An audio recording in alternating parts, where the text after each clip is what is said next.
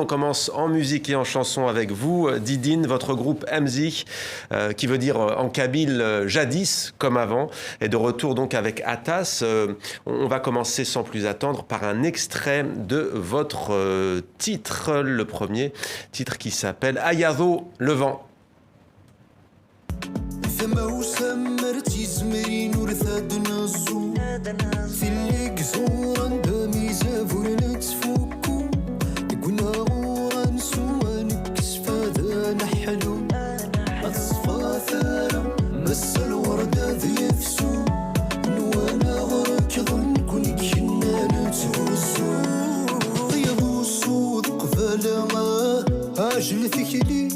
هيا صوت قبالة يداوي هيا صوت قبالة ما عجل ثكلي هيا صوت قبالة ما يداوي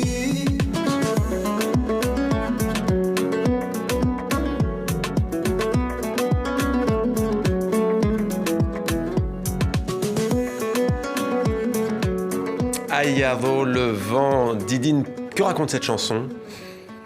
Elle raconte la liberté. Voilà, elle raconte beaucoup de choses. Le titre de cet album s'appelle Atas. Ce titre-là, il figure pas sur cet album. Oui. C'est un EP sur lequel on travaille. C'est un titre qui parle aussi de la jeunesse, du rêve de vivre librement. Et c'est tout ça que raconte Ayado. Voilà, le vent et la liberté. Atas, si l'on traduit en kabyle, on pourrait dire beaucoup, mais pour vous, c'est beaucoup plus nuancé que ça. Hein. Exactement. Dans l'album, on a traduit ça avec une expression qui est plus proche de ce qu'on veut dire, c'est le cœur lourd. Le cœur lourd. C'est, quand on dit Atas en kabyle, ça veut dire trop de choses. Ça veut dire on n'en peut plus. Ça veut dire... on veut dire trop de choses aussi. Donc c'est un album où on a essayé un peu d'exprimer tout ce qu'on vit, tout ce qui se passe aussi à travers 11 titres. Ouais. Donc Atas, c'est ce que ça veut dire.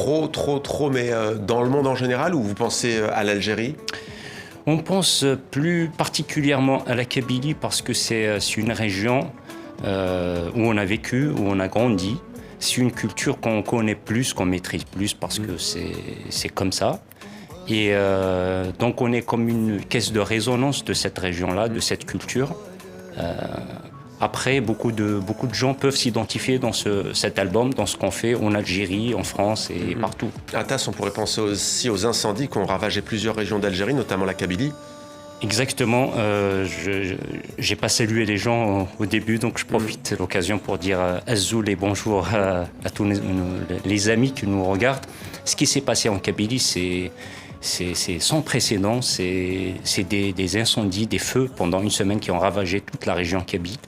Donc moi personnellement, je profite de l'occasion et aussi au nom de notre groupe pour présenter notre douleur de ce qu'on a vu pendant cette période. Et on pense aux familles des victimes, on pense à tous ces gens-là qui ont souffert.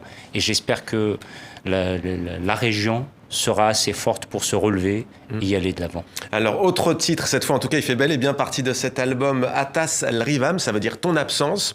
On va en écouter quelques notes. Ça a été tourné en Bretagne. Pourquoi ce choix ? Et pourquoi aussi cette image de ce qui semble être une carcasse de navire ou on est aussi romantique. C'est une facette de notre groupe, de chacun de nous. Les épaves de Magouer, c'est un site magnifique qu'on a découvert. Quand on a fait notre premier clip, Yemes Borariv, on a essayé de faire découvrir aussi aux gens à travers ce clip quelques paysages magnifiques de cette région de France, de la Bretagne. Et cette fois, là, on s'est arrêté dans ce site-là pour tourner ce film. Et je pense que le Rivam, c'est ton absence. Quand on est sans des personnes qu'on aime, quand on est sans nouvelles, on est comme une épave. Alors vous serez bientôt en concert, vous avez beaucoup misé sur les réseaux sociaux pour ne pas couper le cordon avec vos fans, je le disais, des deux côtés de la Méditerranée.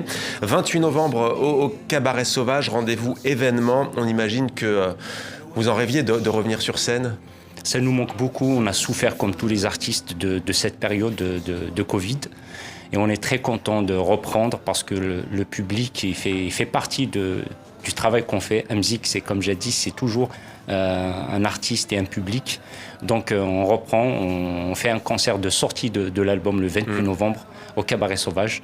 Et ça sera l'occasion de découvrir l'album et de retrouver les gens qu'on aime.